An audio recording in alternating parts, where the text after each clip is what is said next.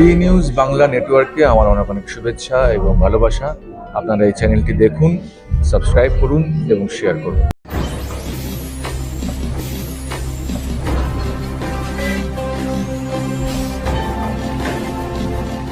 সততার পথে সত্যের খোঁজে আপনারা দেখছেন বি নিউজ বাংলা নেটওয়ার্ক।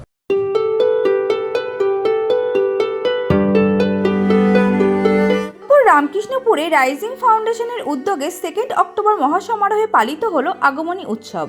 এখানে শাড়ি বিতরণ, গুণীজনদের সংবর্ধনা ও সংস্থার ছাত্রছাত্রীদের নিয়ে সাংস্কৃতিক অনুষ্ঠানের আয়োজন করেছিলেন। এখানে সকল বয়সের মহিলা, পুরুষ, বাচ্চারা অংশগ্রহণ করে অনুষ্ঠানটিকে সাফল্যমণ্ডিত করে তুলেছিল। রাইজিং ফাউন্ডেশন সব সময় সকলের পাশে থেকে সেবামূলক কাজ করে চলেছে দীর্ঘদিন ব্যাপী।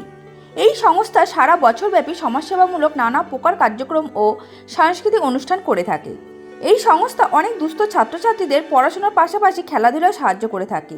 এই সকল সমাজসেবামূলক কাজের পাশাপাশি গান, নাচ, তবলা, আবৃত্তি, নাটক, ছবি আঁকা, স্পোকেন ইংলিশ, ফিটনেস ও ডিফেন্স ট্রেনিং, জুডো, ক্যারাটে, যোগাসন ও মেডিটেশন, মহিলাদের বাঁশি এবং পুরুষদের ব্যান্ড শেখানো হয় এই রাইজিং ফাউন্ডেশনে।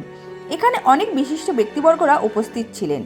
সোদপুর থেকে ক্যামেরায় বেনুদেবের সঙ্গে Soma Debnath, B news Bangla network. ব্যাপারটা হচ্ছে যে এই শাড়ি তোলাটা এটা সম্ভব হয়েছে শুধুমাত্র পণ্ডিত সুভাষ সিংহ রায়ের দৌলতে, এবং তিনি যেভাবে আমাদের প্রয়াসে এগিয়ে এসছেন তাকে অসংখ্য ধন্যবাদ। এবং আজকে এই যে মায়েদের হাতে আমরা শাড়ি তুলে দিতে পেরেছি, এর জন্য আমরাও গর্বিত এবং ধন্য।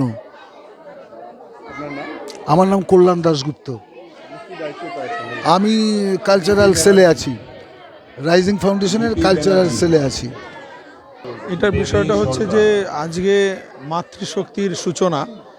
মানে আমরা সবাই জানি যে বর্তমান পরিস্থিতিতে যেটা আমরা দেখছি যে এবং বিশ্বে নারী শক্তির যে প্রসারের প্রয়োজন, সেইটাকে পাথেয় করে আজকে রাইজিং ফাউন্ডেশন আজকে আমাদের এখানে পণ্ডিত সুভাষ সিংহ রায়, অবধূত গোস্বামী মহাশয়ের মানে দেবীদাস ব্রহ্মচারীর আশীর্বাদ এই কাপড় বিতরণ করা হলো, যাতে শুধুমাত্র এটা দুস্থদের জন্য দেওয়া হচ্ছে না। এনার আশীর্বাদ, নারী শক্তি আমাদের সঙ্গে যুক্ত, আমাদের আশেপাশে যেসব মহিলারা থাকেন সুস্থ দুস্থ সকলকেই দেওয়া হলো আশীর্বাদ স্বরূপ, যাতে পুজোটায় সবাই আনন্দ করে এবং সবার ভালো কাটে। এই উদ্দেশ্য নিয়েই রাইজিং ফাউন্ডেশন যেরকম সারা বছর যা অনুষ্ঠানই করে, এটাকেও মাথায় রেখেছে যে পুজোতেও যাতে সব মানুষ যাতে বিনা বস্ত্র বা বিনা নতুন বস্ত্র ছাড়া যেন কারো পুজোটা না কাটে, এটার উদ্দেশ্যেই করা। আমার নাম নবজিৎ দত্ত।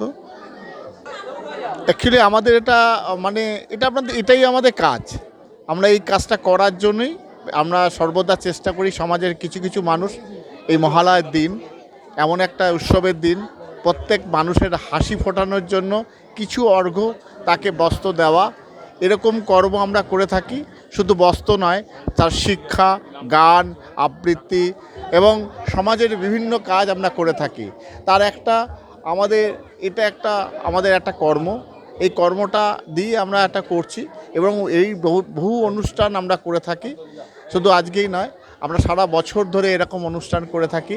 এই অনুষ্ঠানের মাধ্যমে সমাজের যদি কিছু মানুষের যদি আমরা কাছে আসতে পারি, সমাজের যদি কিছু কাজ করতে পারি, এটাই আমাদের মূল উদ্দেশ্য। সুদীপ চক্রবর্তী, ওয়াকিব প্রেসিডেন্ট। বি নিউজ চ্যানেলের পক্ষ থেকে আপনাদের সকলকে স্বাগত জানাই। আমাদের চ্যানেলের আরো আপডেট পেতে আজই চ্যানেলটিকে সাবস্ক্রাইব করুন, সাথে থাকুন, পাশে থাকুন।